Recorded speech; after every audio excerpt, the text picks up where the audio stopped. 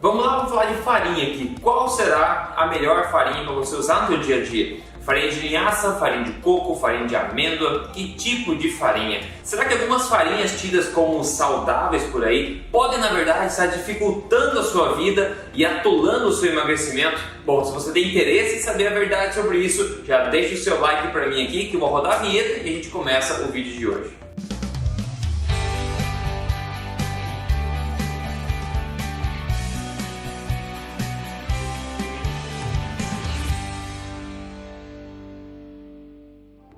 Tudo bem com você? Meu nome é Rodrigo Polê, sou especialista em ciência nutricional e também autor do livro best-seller da Veja. Este não é mais um livro de dieta, porém, mais importante do que isso, eu estou aqui semanalmente contando para você na lata, nossa, foi boa, na lata, as verdades sobre estilo de vida saudável, emagrecimento e saúde, tudo baseado em evidência, sem balelas. E o primeiro conceito que a gente precisa falar aqui antes de falar sobre farinhas é o seguinte: existe uma verdadeira armadilha psicológica que funciona mais ou menos assim. As pessoas, quando descobrem uma coisa nova, elas tendem a achar que aquilo é a solução para tudo na vida. Por exemplo, quando as pessoas acabam descobrindo dietas sem glúten, gluten free, elas acabam caindo na armadilha achando que tudo que não tem glúten é saudável e bem-vindo porque não tem glúten. Quando as pessoas acabam descobrindo, por exemplo, low carb, uma dieta baixa em carboidrato, elas acabam achando que tudo que tem baixo carboidrato é bem-vindo, é saudável, pode se comer à vontade.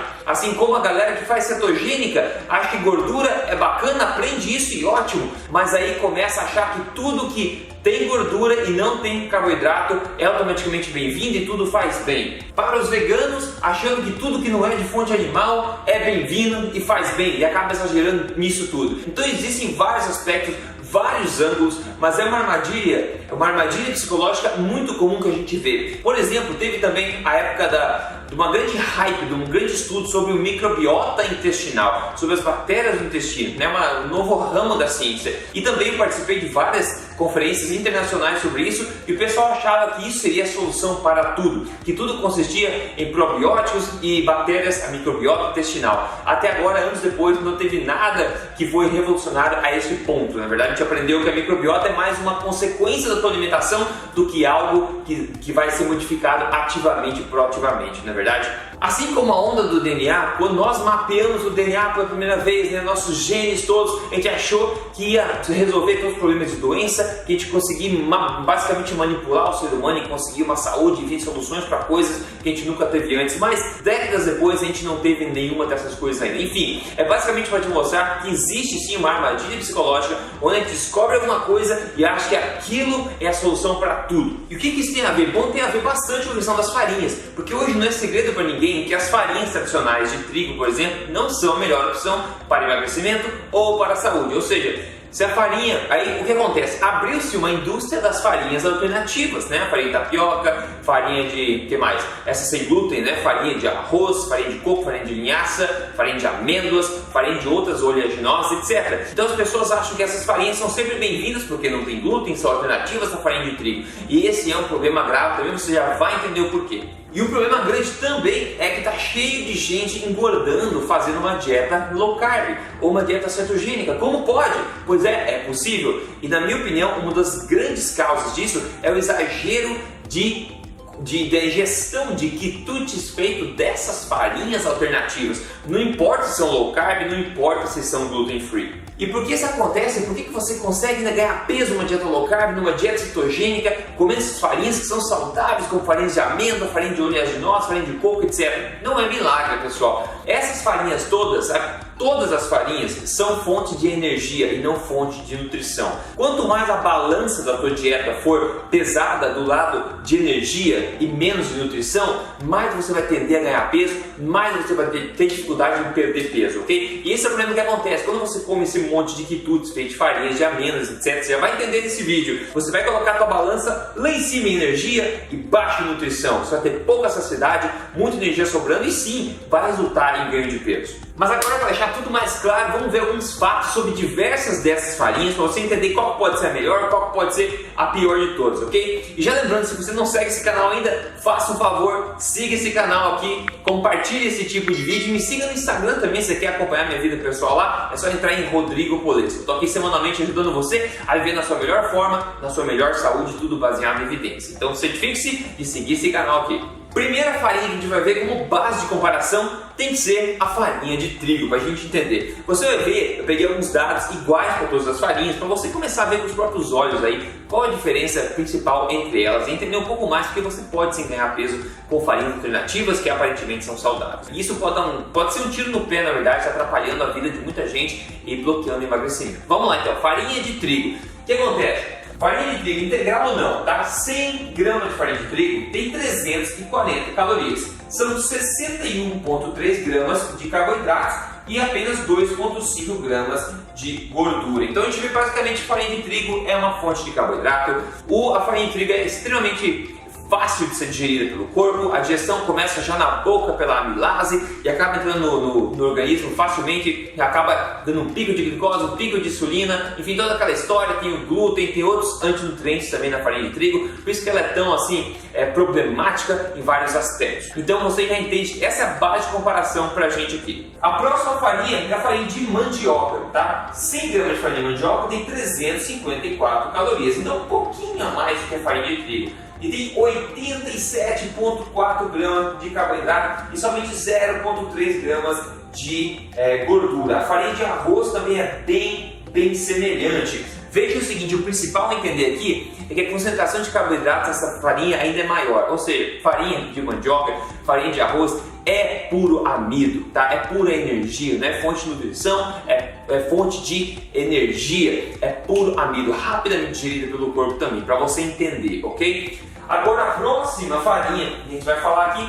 é a farinha de amêndoas. Sim, a farinha de amêndoas que está aí na boca de todo mundo, que faz low carb, faz cetogênica, porque a farinha de amêndoa não tem carboidrato, então ela é bem-vinda sempre, está cheia de cookie, quitutes aí feito de farinha de amêndoa. Vamos entender um pouco mais como pode ser possível ganhar peso aí com a farinha de amêndoa. Vamos ver então que 100 gramas de farinha de amêndoa tem 573 calorias. É bem mais do que a farinha de trigo. Tem apenas 8,7 gramas de carboidrato e tem 50,3 gramas aí de gordura, né? E aqui eu não estou nem entrando no mérito dos antinutrientes presentes nessas sementes, como a amêndoa, tá? Antinutrientes esses que previnem a absorção de várias vitaminas e minerais. Então de cara você vê que a farinha de amêndoa ela é riquíssima em gordura e pobre em carboidratos. Por isso muita gente acaba adicionando como alternativa às farinhas normais uma dieta low carb, dieta cetogênica, etc. Porém, na contrapartida aqui você entende também que as calorias elas são muito mais do que a farinha de trigo ou a farinha de mandioca também.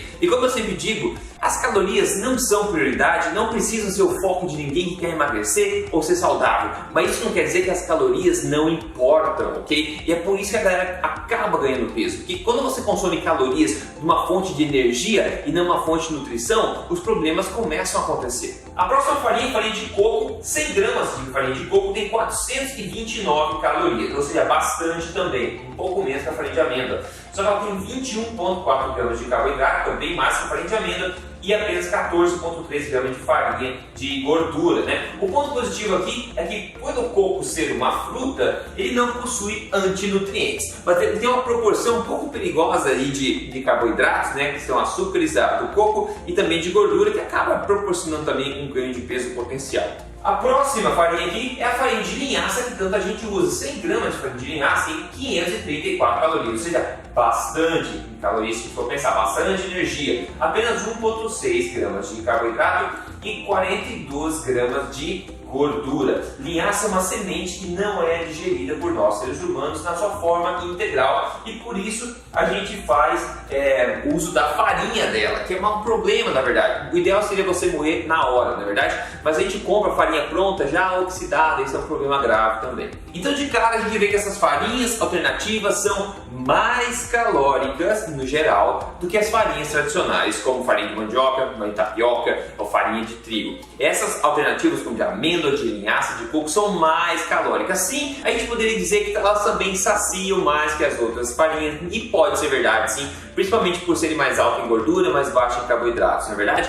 mas ainda assim são fontes de energia. O problema acontece o seguinte: como as pessoas acreditam que essas farinhas sim são saudáveis, são liberadas, as pessoas acabam adicionando muito mais dessas farinhas no dia a dia do que elas adicionariam de outras farinhas, como farinha de trigo, né? Se você não faz uma dieta low carb, não faz uma dieta cetogênica, você come um donut ou alguma coisa de pão de farinha de trigo, eventualmente como sobremesa, eventualmente, certo? Certo, porque você sabe que aquilo não te ajuda, sabe que aquilo faz mal, não vai ajudar você a emagrecer. Agora, por acreditar no que muita gente diz por aí, você acaba fazendo cookies de farinha de amêndoa, bolinho de caneca de farinha de amêndoa, ou sei lá, bolo de farinha de linhaça, etc, pão de farinha de linhaça, e você, por achar que isso é saudável, agora começa a inserir na sua rotina muito mais frequentemente esses alimentos. Ou seja, você está adicionando uma pá enorme de energia por acreditar que esses alimentos todos agora são ilesos, que não tem problema nenhum e são saudáveis. Porque na verdade é o seguinte, eles são low carb, né? Feitos de farinha de amêndoa, farinha de linhaça, são low carb? São! Eles engordam? Sim, eles engordam também, ok? Então é o que eu falei no começo do vídeo. As pessoas tendem a acreditar, porque quando uma coisa se encaixa numa determinada filosofia que as pessoas têm no momento,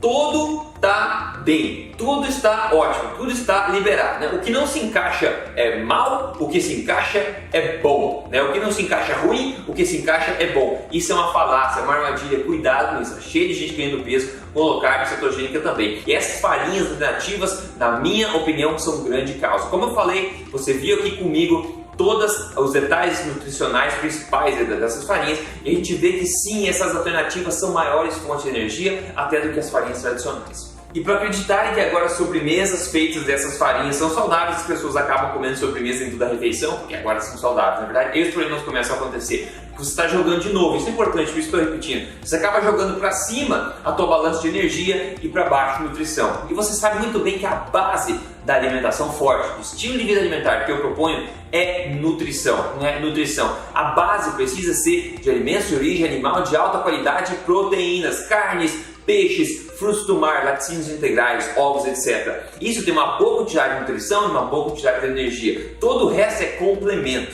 E a minha opinião no geral é o seguinte: faça uso dessas farinhas, né, alternativas como você quiser. Mas se você come sobremesa, não importa se é de farinha de trigo, se é farinha de mandioca, farinha de amêndoas, farinha de linhaça, sobremesa vai ser sempre sobremesa. Tem que ser uma coisa esporádica no seu dia a dia. Não caia no conto do vigário de achar que elas são bem-vindas todo dia, ok? Sobremesa tem que ser sobremesa. A base da sua alimentação precisa ser uma alimentação forte. Depois você complementa com o que você quiser. Mas jamais faça da base da sua alimentação alimentos fonte de energia e não fonte de nutrição. E quando você faz isso, alimentação forte como base, né, e essas outras coisas como complementos, você pode inserir sobremesa, pode consumir as farinhas sem problema. O que acontece são coisas mágicas. Por exemplo, quem conta pra gente aqui hoje é o Almir. Ele fala: o prazer de poder voltar a se sentir bem consigo mesmo, de poder vestir aquela roupa que eu gostava, mas que já não servia, é inexplicável. Ele perdeu 22 quilos seguindo aí a alimentação forte,